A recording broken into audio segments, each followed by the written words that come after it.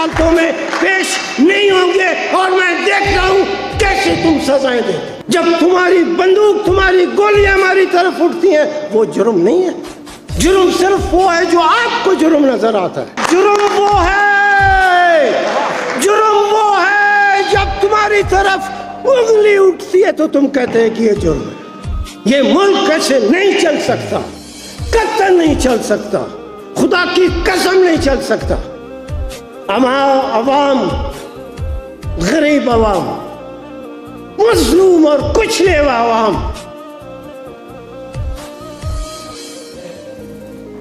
जब तुम्हारे कहने के मुताबिक, तुम्हारी सोच के मुताबिक जब वो जुर्म करें तो अदालतें और आर्मी एक्ट और फौजी अदालतें,